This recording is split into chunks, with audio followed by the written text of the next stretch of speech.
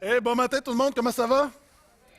Très, très content, très excité d'apporter la parole ce matin. D'entrée de jeu, bonne fête des pères, joyeuse fête à tous les pères. Vous savez, on est souvent dur envers les pères parce que ça vient avec le terrain. Hein. Les pères ont un leadership, les hommes ont un leadership spirituel et c'est l'autre l'envers de la médaille, mais il y a plein d'hommes dans cette Église qui prennent soin de leurs femmes, de leurs enfants, qui travaillent fort, qui essaient de suivre Jésus de tout leur cœur. Et moi, je pense que ça mérite une bonne main d'applaudissement.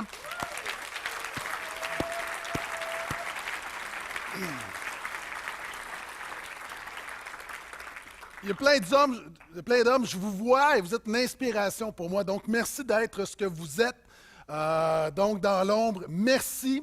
Et vous savez, on parle souvent de la réalité des hommes dans l'Église et depuis 2-3 générations, l'Église a failli dans sa mission d'atteindre les hommes. Vous savez, pendant longtemps, dans les églises, le ratio était d'environ 50-50. 50% d'hommes, 50% de femmes. Et depuis 2-3 générations, la réalité a fait en sorte qu'aujourd'hui, dans les églises, il y a environ 60% de femmes et 40% d'hommes. On perd des hommes. Souvent, la réponse facile, c'est de dire que c'est simple, les femmes sont plus spirituelles que les hommes. Mais quand on regarde plus profondément, il y a des études qui ont été faites là-dessus, il y a des livres qui sont écrits, on constate depuis environ 2 générations surtout quelque chose qu'on peut appeler la féminisation de l'Église.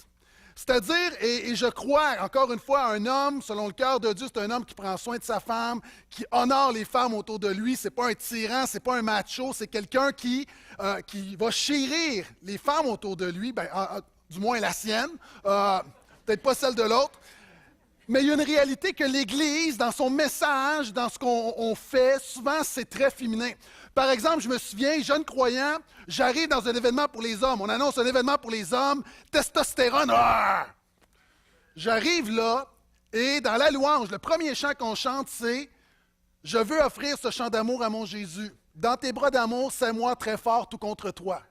Je veux me blottir dans tes bras. » Évidemment, j'aime ce chant, mais les gars, on ne parle pas comme ça. Je ne dis pas à ma femme « Oh, j'arrive du travail. Oh, je veux me blottir dans tes bras. Serre-moi très fort tout contre toi. » Et souvent, on fait une dichotomie, on se dit « Bon, mais ça, c'est la vie, puis il y a la spiritualité. » Mais, encore une fois, il y a quelque chose, et quand on regarde les chants, dans les chants qui sont composés présentement, OK, on est vraiment très loin de la dimension masculine. On est très dans l'introspection, dans « Bénis-moi, Seigneur, prends soin de moi, Seigneur, touche-moi, Seigneur ». Par la grâce de Dieu, depuis quelque temps, je vois que les chants deviennent de plus en plus christocentriques, moins centrés sur nous, mais il y a une réalité. Nous n'avons plus de chants qui parlent de guerre, de bataille, de mission, de justice. On pouvait dire beaucoup de choses des vieux cantiques, mais il y avait une réalité lorsqu'on chantait « Jusqu'à la mort, c'est notre cri de guerre ». Une réalité. Et ce que j'essaie de dire, encore une fois, sans rien enlever, je pense que pour notre culture, si nous voulons rejoindre les hommes, en continuant de rejoindre les femmes, je pense que le corps de Christ doit avoir un petit peu plus de testostérone. Dites Amen les hommes. Dites Amen les femmes parce que ça va être bon pour vous.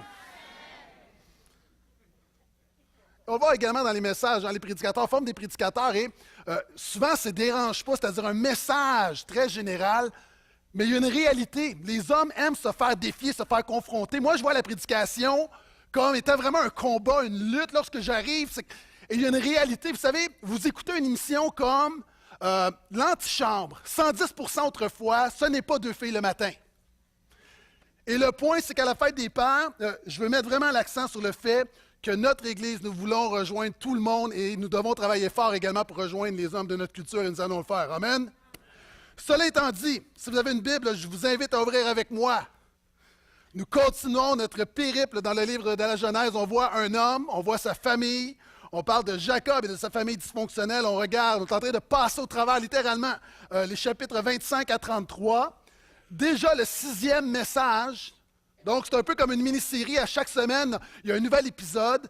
Et si vous êtes là pour la première fois, vous allez être capable de suivre. Évidemment, de semaine en semaine, il y a une richesse. Hein? Il y a toutes sortes de choses. On commence à mieux comprendre le contexte et on peut vraiment aller chercher les profondeurs de ce que la Bible nous enseigne. La semaine prochaine, nous allons terminer. Et ce matin, j'aimerais parler d'être un père fonctionnel. On voit Jacob qui est un homme qui va tromper son frère, va fuir devant son frère, va tromper son père également. Sa mère va se servir de lui un peu comme une marionnette, va quitter, va aller dans un pays étranger, va rencontrer une femme, va devenir un homme, va se faire également tromper par son beau-père, alors que lui a trompé. Maintenant, c'est lui qui se fait tromper, décide, veut marier la plus jeune, la plus belle, et alors que c'est le mariage, la femme est voilée, célèbre sa nuit de noces, le lendemain matin, surprise, c'est pas la bonne femme. Le père a donné la plus vieille, mais lui aime la plus jeune, donc le père lui dit, travaille pendant quelques années pour moi, puis je te donne l'autre. Donc, le beau-père le met dans une situation où il est marié à 2 femmes. Donc, ce matin, vous allez voir qu'il y a 2 femmes dans le décor. Si vous êtes là pour la première fois, ce n'est pas ce que la Bible nous dit de faire. Vous savez, la Bible enseigne par l'exemple et par le contre-exemple. Maintenant, 2 femmes, ce n'est pas une bonne idée. Une, c'est suffisant. Et tous les hommes disent « ouf ». Pas amen, juste « ouf ». Verset 1, chapitre 31. Jacob entendit les propos des fils de Laban, son beau-père, qui disait « Jacob a pris tout ce qui appartenait à notre père. C'est avec ce qui appartenait à notre père qu'il a acquis toute cette richesse. » On a vu la semaine dernière que Dieu va prendre le troupeau de Laban et va le multiplier et va le transférer à Jacob. Jacob remarqua que le visage de Laban n'était plus envers lui comme d'habitude. En d'autres mots, en bon québécois, Laban a l'air bête. Alors le Seigneur dit à Jacob, « Retourne au pays de tes pères au lieu de tes origines, je serai avec toi. » Jacob fait appeler Rachel et Léa qui étaient au champ, donc ses femmes, près de son petit bétail. Il leur dit, « Je remarque que le visage de votre père n'est plus envers moi comme d'habitude, mais le Dieu de mon père a été avec moi. » On va arrêter ici quelques instants. 10 principes très rapides, et encore une fois, alors que les petits groupes, la série se termine bientôt la semaine prochaine, les petits groupes se terminent très bientôt. Merci à chaque personne, des centaines de personnes qui à chaque semaine se réunissent dans les petits groupes.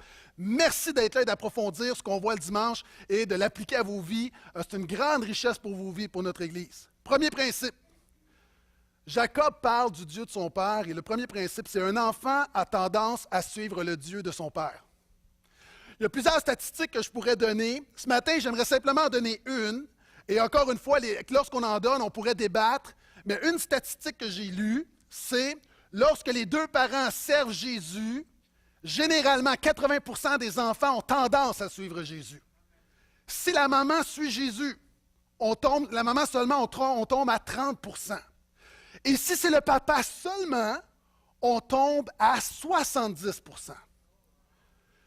Évidemment, Dieu a donné un père et une mère et chacun sont importants. Et j'ai beaucoup parlé du rôle de la mère, du rôle de la femme, mais il y a une réalité. L'influence spirituelle, c'est surtout auprès du père que l'enfant va aller la chercher.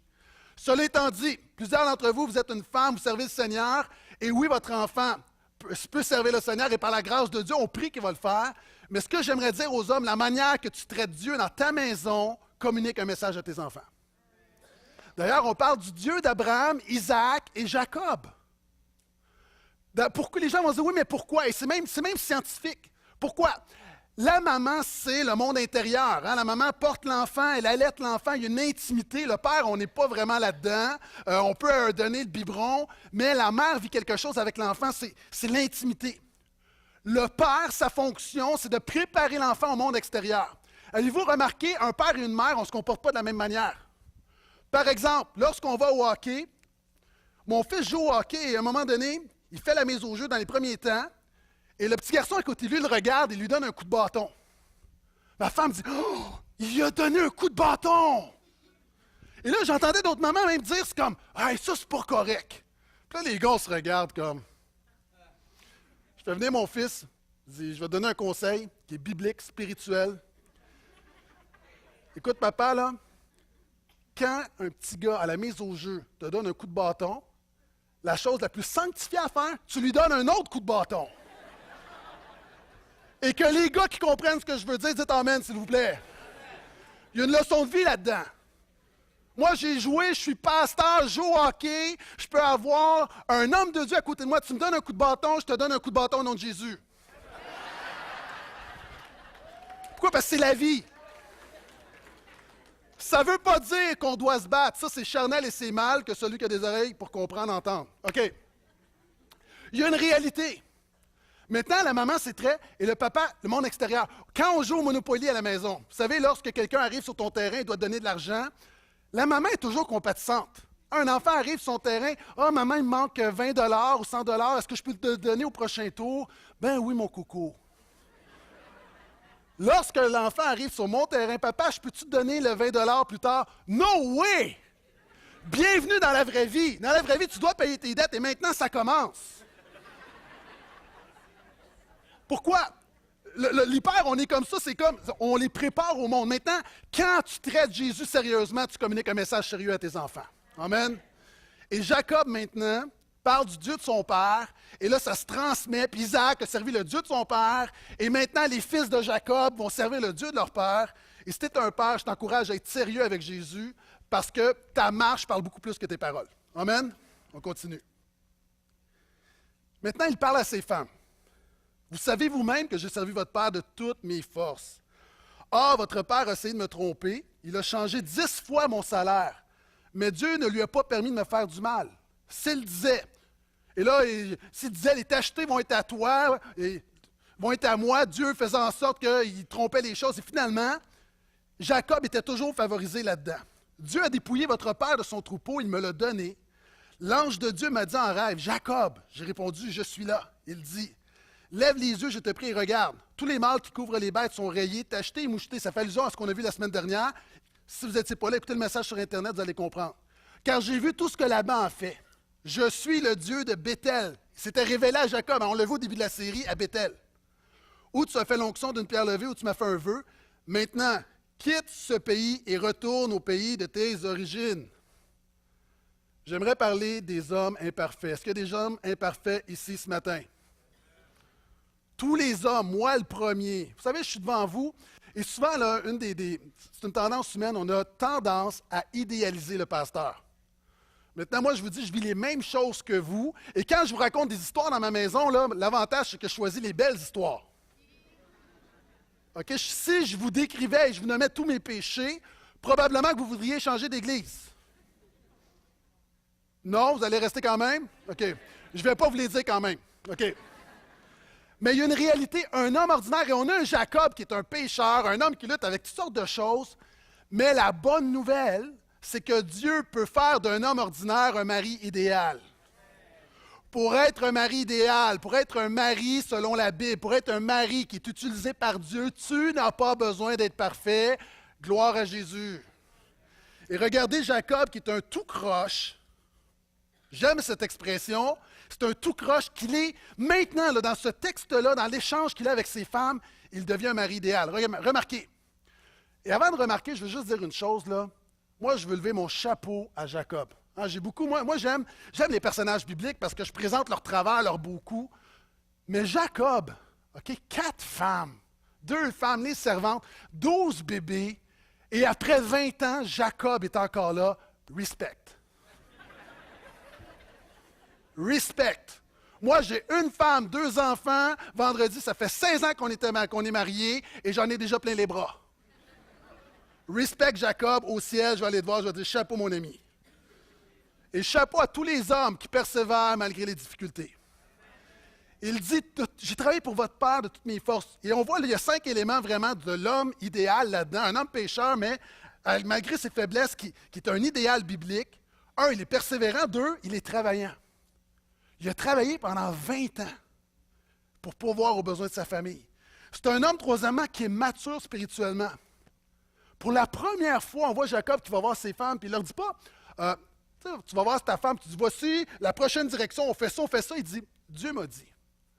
Quelqu'un qui avait une foi superficielle, tout à coup devient le berger spirituel de sa maison. Plus encore, il donne un leadership. Il dit à la famille, Dieu me dit de retourner dans la terre promise. Il a une vision pour sa maison, il donne une direction à sa maison.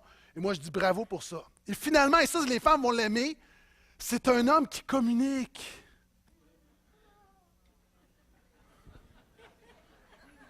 Vous pouvez prendre un rendez-vous avec moi après, OK?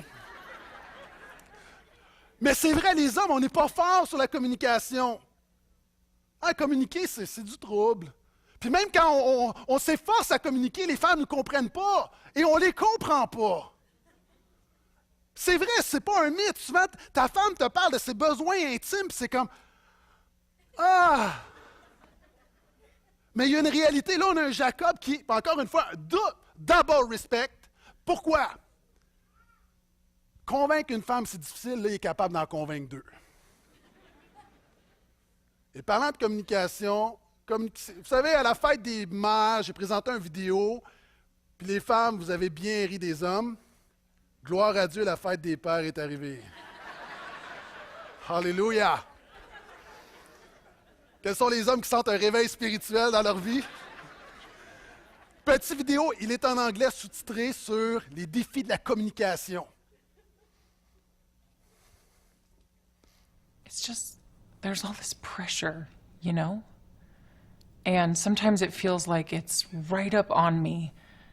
And I can just feel it, like literally feel it in my head. And it's relentless. And I don't know if it's going to stop. I mean, that's the thing that scares me the most, is that I don't know if it's ever going to stop. Yeah. Well, you do have a nail in your head. It is not about the nail. Are you sure? Because, I mean, I'll bet if we got that out of there... Stop trying to fix it. No, I'm not trying to fix it. I'm just pointing out that maybe the nail is causing... You always do this. You always try to fix things when what I really need is for you to just listen. See, I don't think that is what you need. I think what you need is to get the nail See, out. you're not even listening now. Okay, fine. I will listen. Fine. It's just, sometimes it's like, there's this achy, I don't know what it is. And I'm not sleeping very well at all. And all my sweaters are snagged. I mean, all of them. That sounds really hard. It is. Thank you. Ow! Come on, if you would just... Don't! Try to see things my way. Do I have to keep on talking? Ça fait du bien. OK, je continue. Donc, vous avez compris, communication. Un homme qui communique malgré les défis de la communication. Verset 14. Rachel et Léa lui répondirent, « Avons-nous encore une part, un patrimoine dans la maison de notre père? Ne nous considère-t-il pas comme des inconnus puisqu'il nous a vendus, qu'il a mangé notre argent? Toute la richesse dont Dieu a dépouillé notre père nous revient à nous, à nos fils. Maintenant, fais tout ce que Dieu t'a dit. » Troisième principe, un homme a besoin de savoir que ses proches sont dans son équipe. Et c'est intéressant parce que Jacob présente, puis Jacob là, va arriver, puis va y aller avec sagesse, va y aller avec maturité, explique la situation, communique sérieusement la situation. Je sens Dieu donne une direction à notre foyer. Et là, il parle du père des deux femmes. Et là, les femmes doivent prendre position. Est-ce qu'on prend pour le père ou est-ce que je suis mon mari? Et il vient un temps où un mari a besoin que sa femme prenne position pour lui. Et vous savez, sans vouloir faire de la psychologie à 5 cents, il y a une réalité. Si tu veux connaître de quoi un homme est fait, regarde les petits gars. Pourquoi? Parce que les garçons, on ne se censure pas. Par exemple, tu mets une butte. Les petites filles vont voir la butte, puis OK. Tu mets une butte avec une gang de petits gars, ils vont monter la butte. Et non seulement ils vont monter la butte, ils vont jouer au roi de la montagne. Pourquoi je le sais? Parce que je fais encore pareil. Et la réalité, les petits gars, pourquoi? Parce qu'un homme est compétitif, il y a une rivalité en dedans de nous, on a besoin de ça, ça nous drive. Et souvent même, tu vas faire des équipes. Tu vas faire des équipes, tu vas faire des alliances. Et là, le point est suivant. Monter l'Everest, c'est plus difficile que monter une petite butte. Pour monter l'Everest, ce n'est pas n'importe qui peut monter l'Everest, c'est si seulement c'est une bonne équipe. Et souvent, on demande aux hommes de monter l'Everest des défis de la famille. Un homme va monter l'Everest des défis familiaux s'il sent qu'il a une équipe derrière lui. Moi, je dis souvent, lorsqu'à la maison, ça brasse, à un moment donné, je dis « Hey, on est tous dans la même équipe. » On est tous dans la même équipe. Et la dernière chose qu'un homme veut, c'est que sa femme score dans son but. On a besoin d'être supporté, on a besoin. Et quelquefois, ça peut manquer. Pasteur Sam m'a dit une chose qui m'a toujours resté lorsque je suis arrivé ici. Pasteur Sam m'a dit qu'il est notre père spirituel, c'est bien de le mentionner à la fête des pères. Priez pour lui, hein? Toujours des défis au niveau de sa santé, du progrès, mais que Dieu mette sa main sur lui. Pasteur Sam m'a dit, mieux vaut avoir une bonne équipe dans un mauvais bateau qu'une bonne équipe dans un bon bateau. Non, je recommence, c'est pas ça qu'il a dit. Ça n'a pas d'allure ce que me dit Pasteur Sam. Mieux vaut une bonne équipe dans un mauvais bateau qu'une mauvaise équipe dans un bon bateau. Et souvent, la vie n'est pas parfaite, mais tu peux, avec une bonne équipe, avec un homme qui sait que sa femme est derrière lui, tu peux passer au travers beaucoup de choses. Et Jacob, ici, a besoin de savoir que sa femme est derrière lui. Et regardez, verset 17. Jacob fit monter ses fils et ses femmes sur les chameaux. Il amena tout son troupeau et tous les biens qu'il avait acquis, le troupeau dont il avait fait l'acquisition à Padam Aram pour s'en aller chez Isaac, son père, en Canaan. Laban était allé tondre son petit bétail, donc ça prend du temps, hein? beaucoup de brebis, doit les attraper, doit les tondre, donc Jacob profite du moment pour fuir. Rachel vola les téraphimes de son père. Je vais revenir. OK? Quant à Jacob, il trompa Laban araméen en s'enfuyant sans informer de son départ. Il s'enfuit avec tout ce qui lui appartenait. Il traversa le fleuve et se dirigea vers la région montagneuse de Galad. Jacob décide de fuir et le principe, mieux vaut un homme qui poursuit qu'un homme qui fuit. Jacob avait deux choix, poursuivre quelque chose ou fuir. Et alors qu'il va fuir, sa femme va voler les téraphimes. Les téraphimes, c'était une petite statuette qui représentait le dieu de la famille. Donc c'est un idole, c'est un faux dieu. Et on croyait que ça amenait la fertilité. Et alors que Jacob part avec sa famille, Rachel va voler le Dieu protecteur de la maison. Maintenant, un homme fait toujours l'une de ces deux choses. Soit que tu fuis, soit que tu poursuis. J'ai raconté, je crois, à l'automne, cette histoire. Permettez-moi de la raconter à nouveau parce qu'elle est vraiment pertinente. De cet homme qui a vraiment un surplus de poids, qui veut perdre du poids, et finalement décide de faire affaire avec un coach pour l'aider. Et le coach lui dit, OK, demain matin à 6 heures, sois prêt, mets tes jogging, mets tes espadrilles, parce que j'ai un plan pour toi. Le matin, l'homme s'habille, sautille peut-être pas comme ça finalement, et ça sonne, et il y a une super belle jeune femme, habillée en sport, tout ça, et elle lui dit, c'est moi le plan, si tu es capable de m'attraper, j'accepte d'aller manger au restaurant avec toi, j'accepte de sortir avec toi. Un homme motivé. Et là, court, et à chaque jour, pendant 1 heure, tente de la rattraper, évidemment. Elle distance continuellement. Mais après 6 mois, il a perdu du poids, est plus en shape, un meilleur cardio. Et là, après 6 mois, c'est comme, oh, il peut même toucher ses beaux cheveux blonds au vent, comme sentir son parfum. Il se dit, demain, c'est la journée. Le lendemain matin, à partir de 3 heures, il est prêt. Ça sonne à la porte, et c'est pas elle. C'est une autre dame, une autre jeune femme avec un surplus de poids, et là, elle lui dit, le plan a changé.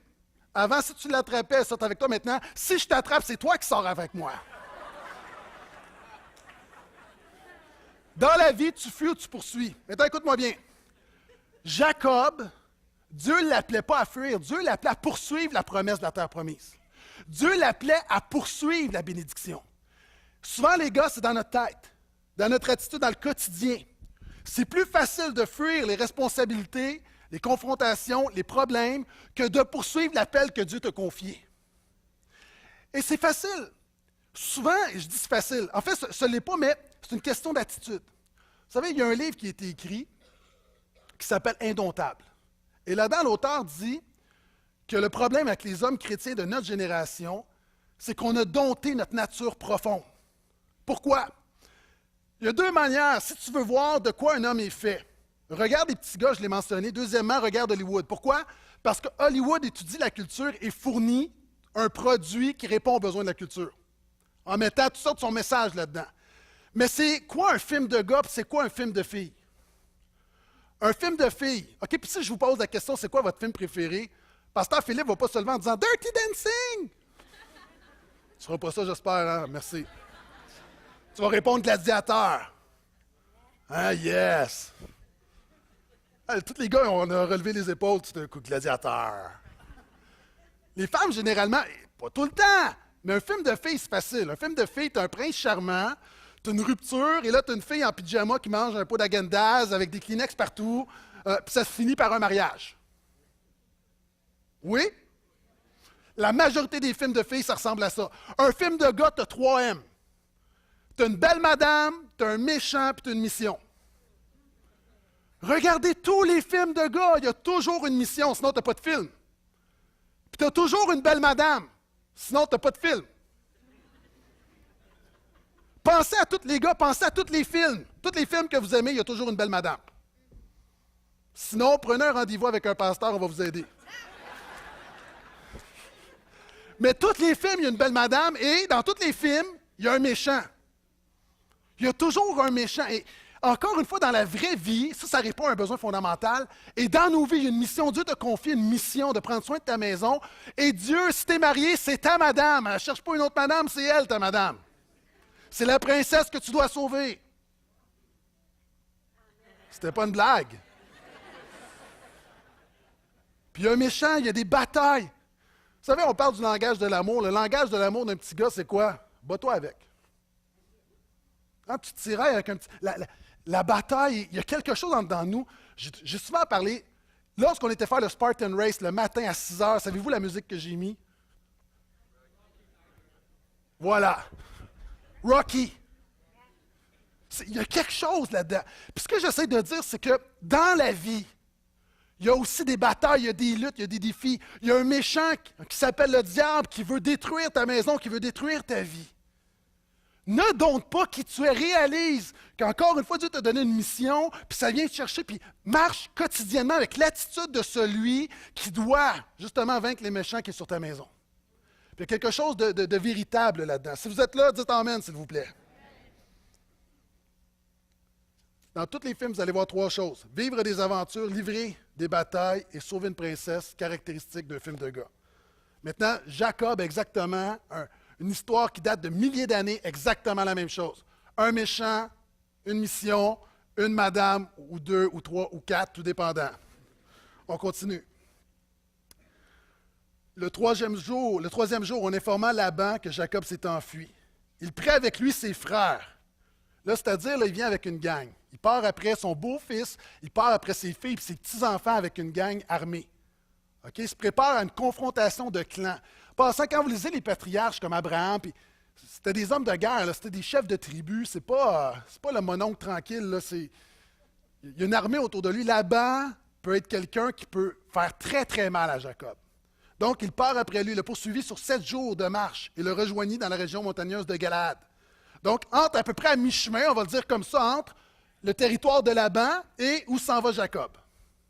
Mais Dieu vint vers Laban, l'araméen, dans un rêve nocturne et lui dit, « Garde-toi de rien dire à Jacob. » Pourquoi Dieu apparaît à Laban? Parce qu'il sait très bien que s'il ne dit rien, Laban va tuer son beau-fils. Laban atteignit donc Jacob. Jacob avait dressé sa tente dans la montagne. Laban dressa aussi la sienne avec ses frères dans la région montagneuse du Galaad.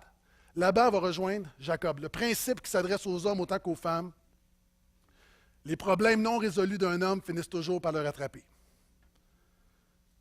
Toujours, toujours. Et je parlais des films Hollywood. Avez-vous remarqué que lorsque le bon va tuer le méchant n'est jamais mort, il va toujours revenir?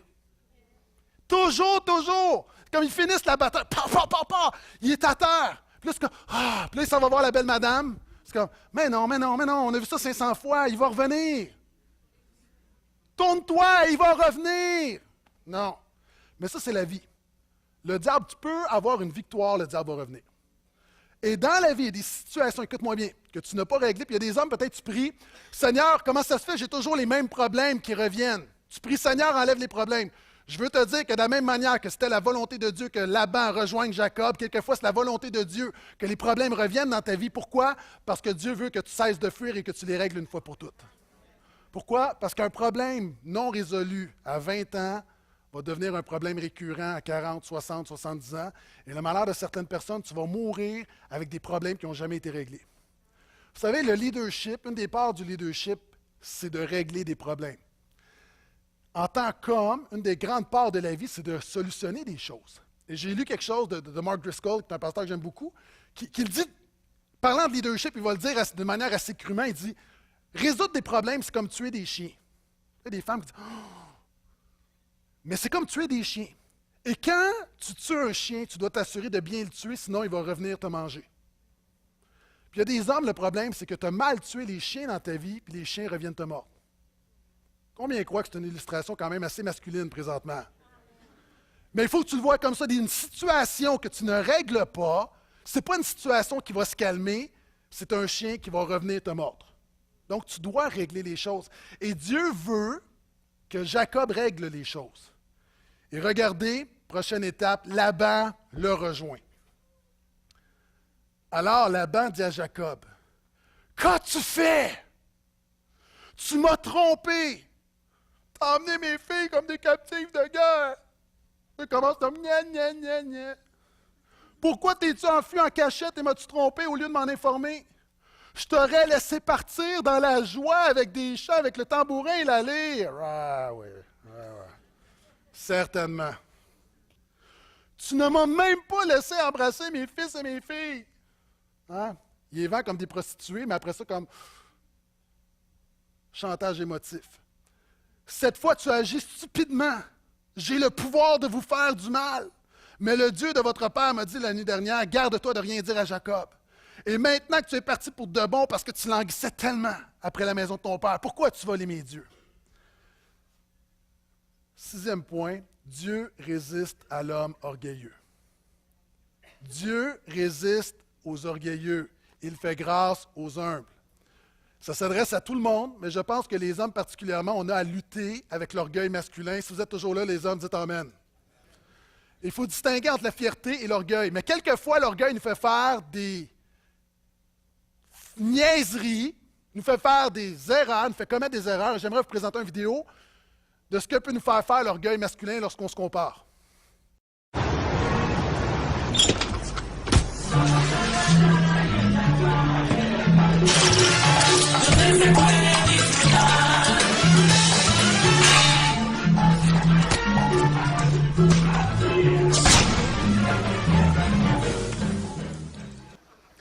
C'est drôle, moi, là, je m'identifie tellement à cet homme-là. Pas celui qui danse la salsa, mais l'autre. C'est pas facile d'être un homme. On essaye, là, mais il y a beaucoup de pression. Mais Dieu résiste à l'homme orgueilleux. Et là, écoutez-moi bien, messieurs, là. Il y a des hommes, il y a des choses, il y a des impasses dans ta vie. Je veux simplement suggérer, puis que le Saint-Esprit te révèle si c'est le cas, mais est-ce que ça se pourrait que Dieu te résiste? Est-ce que ça se pourrait que dans ta maison, au travail ou dans ta vie spirituelle, que le mur qui est devant toi, c'est que Dieu te résiste? Parce que tu ne sers pas Jésus ou parce que tu te proclames suivre Jésus ou tu gardes des choses où ton cœur n'est pas entier à lui. Il y a quelque chose dans ta vie et Dieu résiste aux orgueilleux. L'orgueilleux, c'est celui qui pense qu'il, par lui-même, il va passer au travers. Oui, Jésus, c'est bien. Même on vient à l'église, on l'adore, mais je vis ma vie à ma manière. Et ici, on a un Laban qui vit sa vie à sa manière et Dieu lui résiste. Et là, je fais rapidement parce que je pourrais prêcher un message sur le discours de Laban, mais c'est incroyable. Laban dit, « Qu'as-tu fait? Qu'est-ce que tu as fait? Hey, toi, là, tu as échangé les filles, puis tu as donné les deux mêmes filles, tu as donné les deux filles au même gars. Et tu as volé tes petits-enfants. Puis toi, tu regardes Jacob, tu dis, qu'est-ce que tu as fait? Ne sois pas l'homme qui voit toujours le péché des autres, mais qui ne voit jamais son péché. Ne sois pas l'homme qui ne demande jamais pardon. L'histoire biblique, là, Laban aurait dû rejoindre Jacob, puis lui dire, je vous demande pardon parce que j'ai mal agi. C'est pas ça que Jacob fait. Laban fait. Laban, il manipule. Il dit, tu m'as trompé. Wow!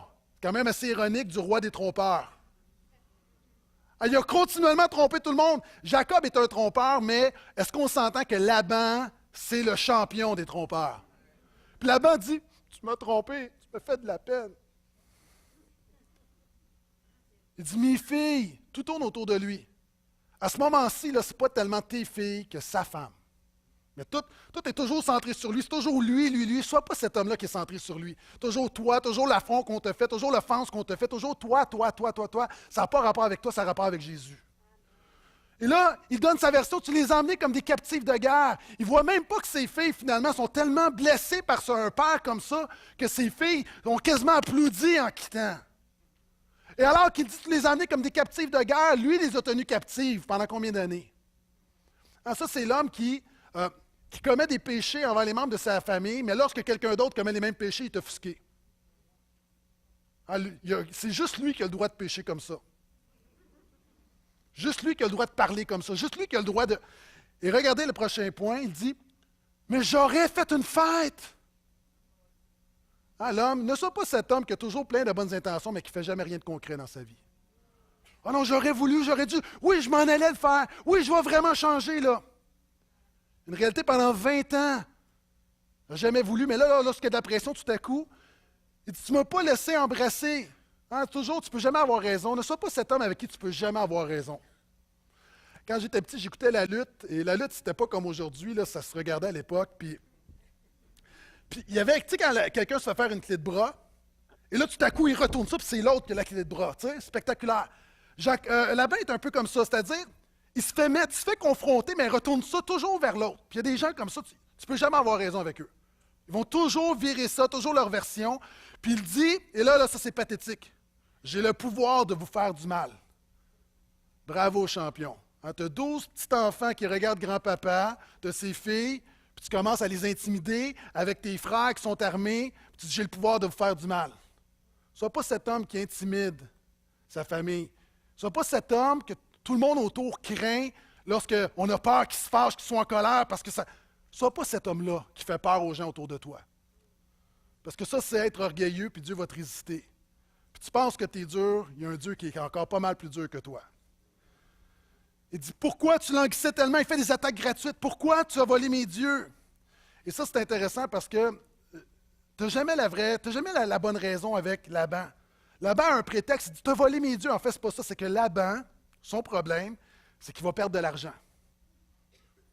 Ne sois pas cet homme qui est préoccupé plus par l'argent, par les choses, toujours l'argent, l'argent, l'argent. Tu fais mal à ta famille, toujours, tout tourne autour de l'argent. Et plus, quand il y a des situations, on n'a jamais l'heure juste.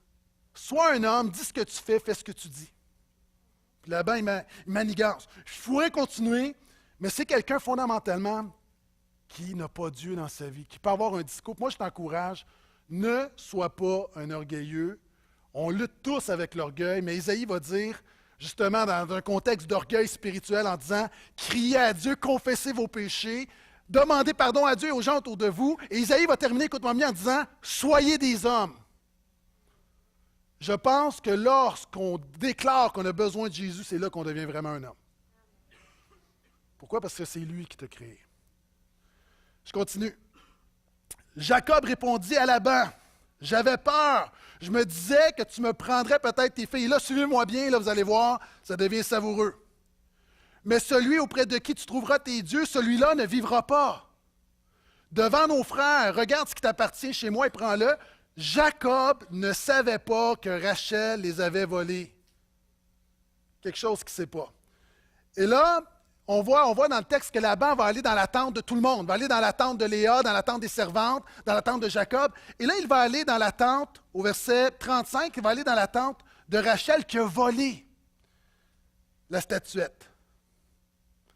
Je vais commencer même au verset 34. Rachel avait pris les téraphimes, elle les avait mis sous le bas du chameau et s'est assise dessus. En fait, c'est la selle qui va sur le chameau, donc c'est comme un banc, elle s'assoit dessus. Mais elle a caché la statuette sous le banc. Et regardez ce qu'elle va dire. Et ceux qui disent que la Bible n'est pas pertinente, là. Laban fouilla toute la tente et ne trouva rien. Elle dit à son père, « Ne te fâche pas, mon Seigneur. » Moi, je pense que je vais demander à mes enfants de m'appeler comme ça. Quand je vais me fâcher, « Ne te fâche pas, papa, mon Seigneur. » J'aime ça. En passant, c'est un signe de politesse Seigneur qui veut dire monsieur, et dans le contexte, c'est un signe de respect envers son père. « Ne te fâche pas, mon Seigneur, si je ne peux pas me lever devant toi, car j'ai mes règles. » Il chercha et ne trouva pas les téraphimes. Laban n'a peur de rien, mais une femme qui a ses règles, il y a une limite. Elle est dans une situation, et là, Laban se dit, OK, je ne vais pas aller vérifier. Hein, et aux jeunes hommes qui disent, mais ça, les SPM, on fait des blagues là-dessus, est-ce que c'est vrai? Oui. Moi, j'ai appris que SPM veut dire susceptibilité, pleurs et mauvaise humeur. Soyez bénis, mesdames. Sérieusement, le principe est le suivant, un homme doit savoir ce qui se passe dans sa maison. Il ne sait pas ce qui se passe dans sa maison, il est déconnecté. C'est la fête des pères, on veut, encore une fois, plusieurs choses que je veux vous montrer. Une autre vidéo sur un homme qui est déconnecté, ça dure 20 secondes, sur déconnecté de ce qui se passe dans sa maison.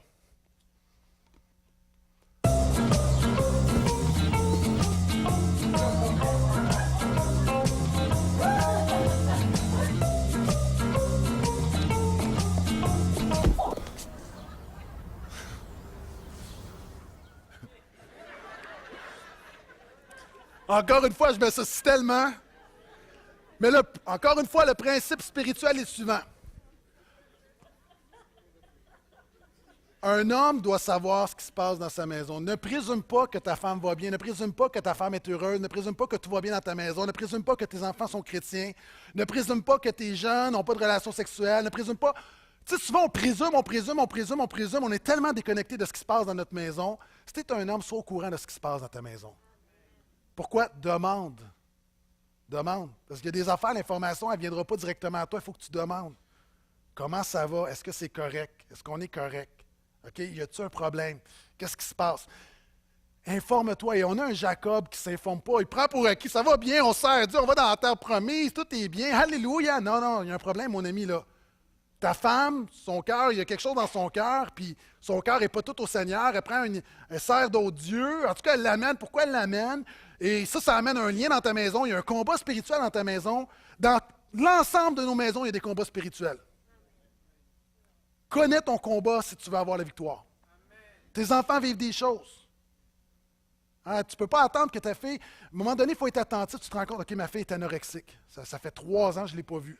Puis il y a des réalités, je dis sans jugement, ton fils vit des affaires. Ton fils vit des situations. OK, une affaire de drogue, ça fait 2 ans.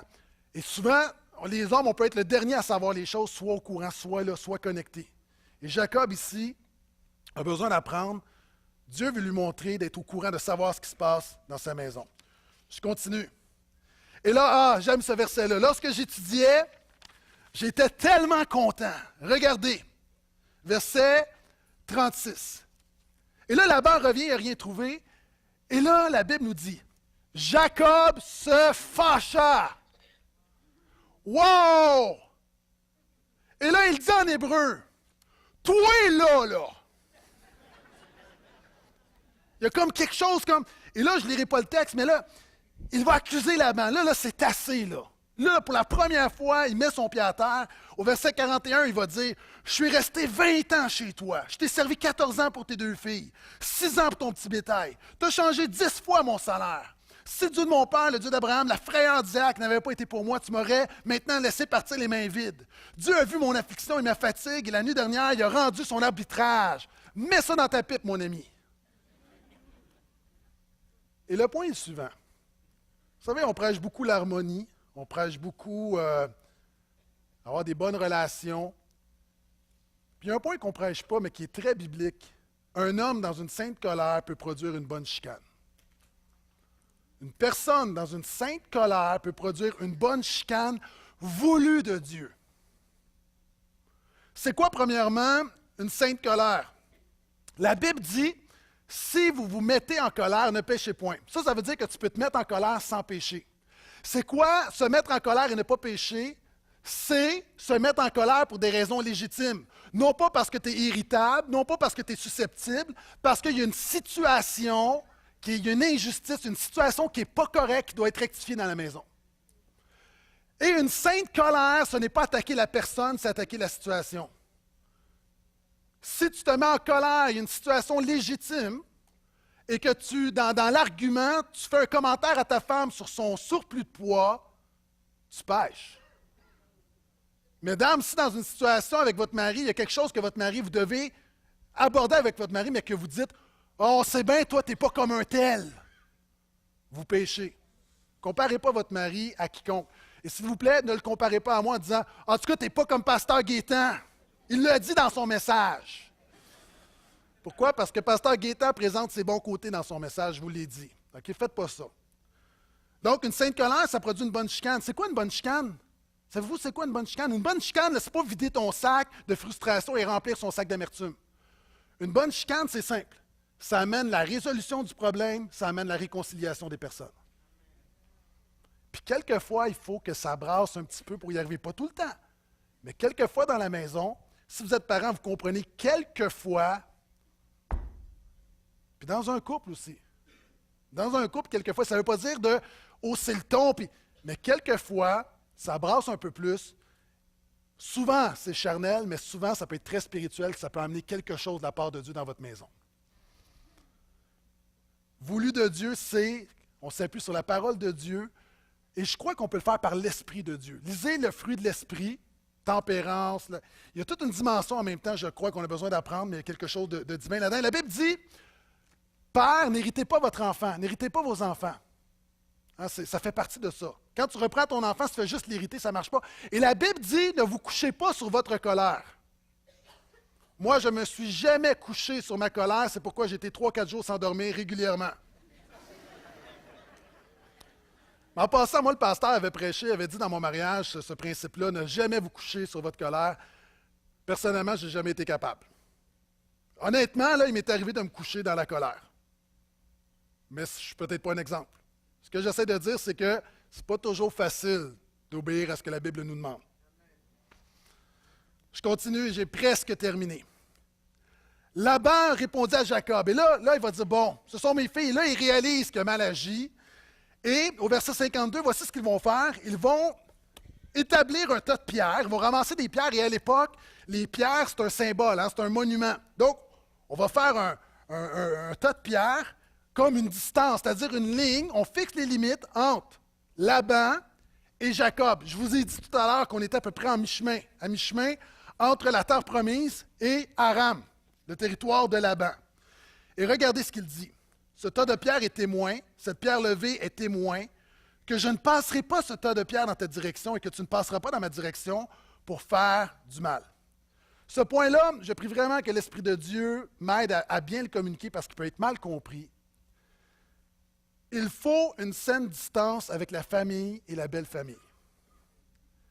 Et ça, souvent, il y a plusieurs problèmes qu'on voit qui est lié au fait qu'il n'y a pas une saine distance. Maintenant, j'aimerais dire que ce n'est pas culturel ce que je suis en train de dire. Pourquoi?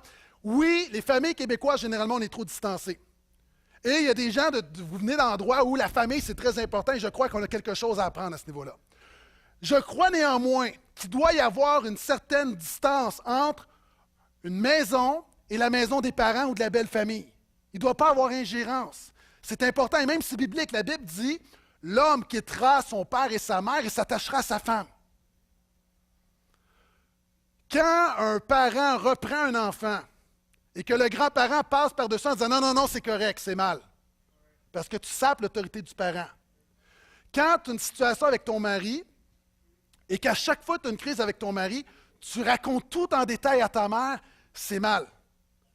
Il y a un temps où on va chercher le support, où on peut confier certaines choses, mais il y a une limite. Aucun homme n'aime savoir que tout ce qui se passe dans la maison est rapporté dans la famille ou la belle famille. On peut également, quand des parents mettent de la pression sur des enfants pour avoir un enfant, c'est mal. Pourquoi? Parce que c'est les enfants qui vont élever l'enfant. De vouloir être un grand-parent, de vouloir des enfants, c'est légitime. On peut le mentionner, on peut taquiner. Mais vous savez comme moi qu'il y a des parents qui mettent vraiment une pression très forte sur un jeune couple alors qu'ils ne sont pas prêts, ne sont pas rendus là encore. Ils viennent de se marier, ils aimeraient avoir des enfants. Et là, on leur met beaucoup de pression. Tout le monde est heureux, mais dans le quotidien, c'est ces enfants-là qui vont vivre avec l'enfant. Il y a une sagesse qui doit être là. Et c'est ce que je veux dire lorsqu'on parle de saine distance. Jacob fixe les limites avec la belle famille. Maintenant, j'aimerais dire qu'il y a plein de bonnes familles. Dans les bonnes familles, généralement, ce n'est pas un problème parce qu'il y a beaucoup de respect. Il y a une limite qui est là. On ne va pas s'immiscer. On connaît jusqu'où on peut aller. Je parle surtout si ta famille est dysfonctionnelle ou vous avez une belle famille dysfonctionnelle et tu es un homme, tu dois protéger ta maison. Tu dois protéger ta maison. Jacob a un Laban. Il doit s'assurer que Laban ne va pas avoir une influence sur ses petits-enfants et sur sa femme. Parce que Laban est dysfonctionnel.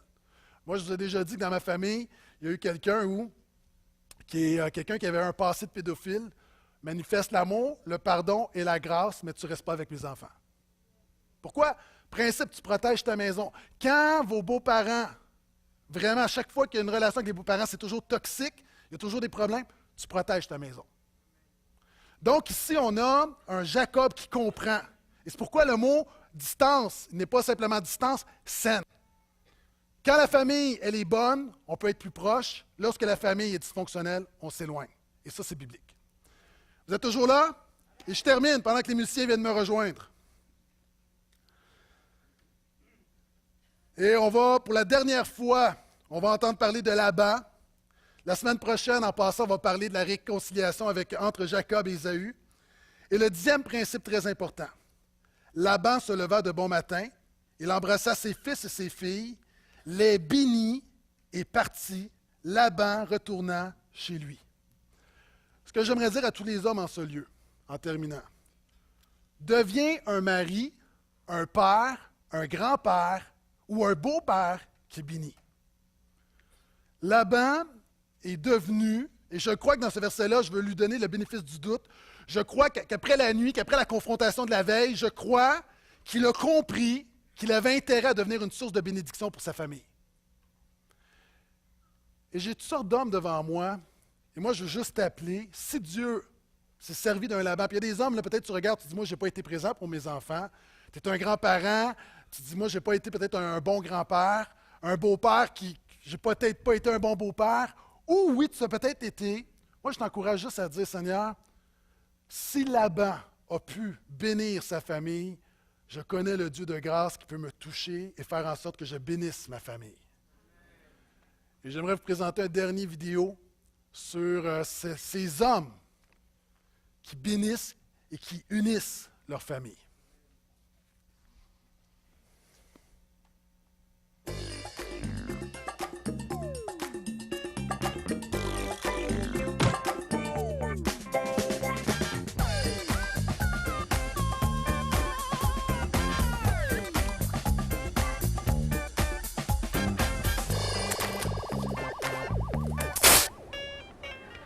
There was a bird who had a dog and Bingo was his name. B-I-N-G-O. Don't make me pull this car over. Was his name. Oh, oh, oh.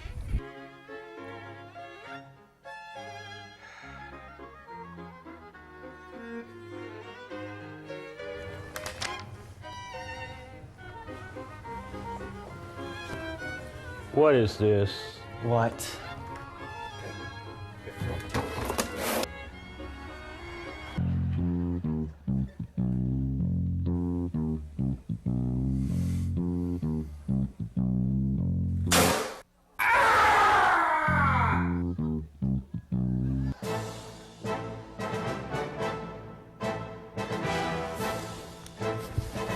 Okay, come on.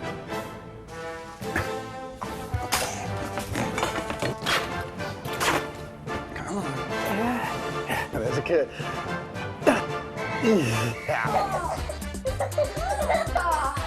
Everyone went to his own town to register because he belonged to the house and the line of David. He went there to register with Mary and was expecting a child.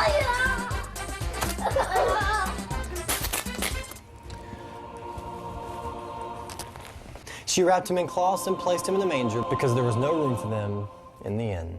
Now, didn't we all learn something today, guys? Yes, sir.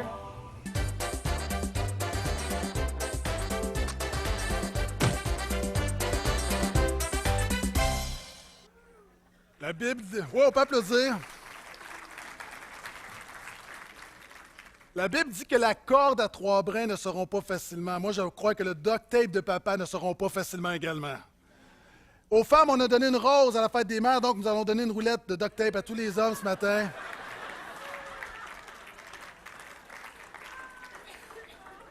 Sérieusement. Vous savez, c'est pas élégant. On regarde un duct tape, c'est simple.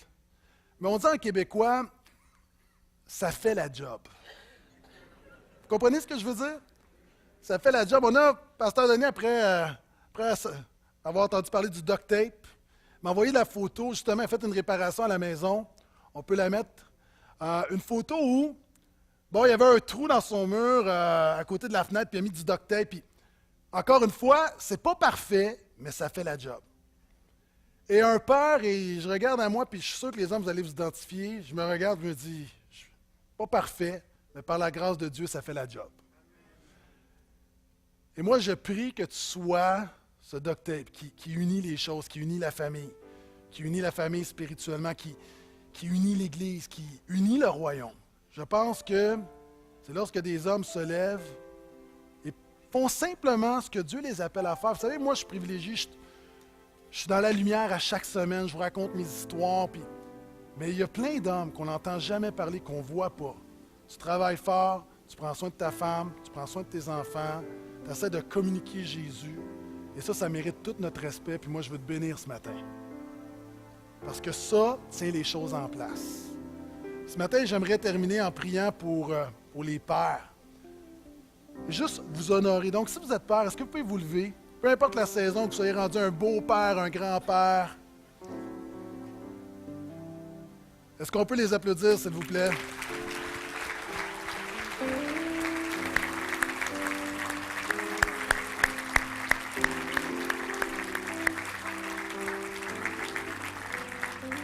Je vais demander également, parce que je veux honorer tous les hommes, à tous les hommes de se lever.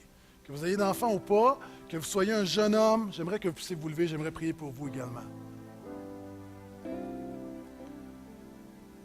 Seigneur, merci premièrement pour chaque homme qui, par la grâce de Dieu, tente d'être un leader spirituel. Seigneur, chaque homme qui regarde à l'Everest des défis familiaux et se disent, par la grâce de Dieu, on va monter la montagne. Seigneur, chaque homme qui travaille fort, plusieurs hommes même quelquefois qui ont deux, trois boulots pour pourvoir aux besoins de leur famille, qui font des sacrifices où il n'y a pas de parade, il n'y a pas de fanfare, mais qui font ce qu'il faut qu'il soit fait. Des hommes qui sont là pour leurs enfants, qui essaient de bien les élever, bien les éduquer. Seigneur, en tant qu'homme, on réalise qu'on a besoin de toi, on a besoin de ta grâce, on a besoin d'un sauveur. Et avant d'être un père, on connaît le Père céleste. Nous sommes des enfants de Dieu. Seigneur, je te prie également pour des hommes qui n'ont pas cette relation personnelle avec toi. Je te prie qu'en ce jour de la fête des Pères 2013, que par ton esprit, que tu te révèles à eux et que tu leur fasses réaliser que tu es notre modèle suprême. Seigneur, je te prie pour des hommes qui n'ont pas pu avoir d'enfants, d'autres qui ont choisi de ne pas en avoir tout simplement. Seigneur, je crois que tu veux te servir de tous les hommes comme des pères spirituels, là où tu les places. Seigneur, je prie également pour des jeunes hommes qui prévoient avoir des enfants. Je te prie de donner un bon fondement. Seigneur, il y aura toujours des erreurs, on va toujours faire des gaffes, on ne sait jamais tout, mais je te prie de donner un bon fondement. Et Seigneur, d'élever une génération qui va être un témoignage pour notre culture. Alors que souvent dans notre culture, l'homme est vu comme quelqu'un qui fuit, que dans l'Église de Jésus-Christ, il y a des hommes qui poursuivent la bénédiction et la promesse. Seigneur, je te remercie pour chaque homme qui est ici. Je te prie, fais de nous des hommes qui vont bénir, des pères qui vont bénir, des beaux-pères qui vont bénir, des grands-pères qui vont bénir. Et Seigneur, au-delà de notre propre maison, ce qui est sur mon cœur, c'est que tu suscites des hommes qui, Seigneur, vont faire en sorte que leurs enfants servent Jésus, que leurs petits-enfants vont servir Jésus, et que tu élèves des chefs de clan spirituels. Seigneur, que tu élèves des tribus spirituelles. Seigneur, de voir plus que notre propre maison, mais de voir un patrimoine, un héritage spirituel qui est légué. Seigneur, par ta grâce, toi qui vois tellement plus loin que nous ce qu'on peut voir, je te prie non seulement de toucher nos enfants, mais si tu donnes les petits-enfants, touche les petits-enfants et touche les arrière-petits-enfants, et que de génération en génération, que la bénédiction de Jésus soit sur nos maisons. En terminant, on te donne la gloire et l'honneur qui t'est dû, on te bénit. Merci pour ta parole, merci pour ta présence. Et nous t'avons prié dans le nom de Jésus. Est-ce qu'on peut dire un grand et un fort? Amen et amen. Est-ce qu'on peut acclamer le Seigneur une dernière fois?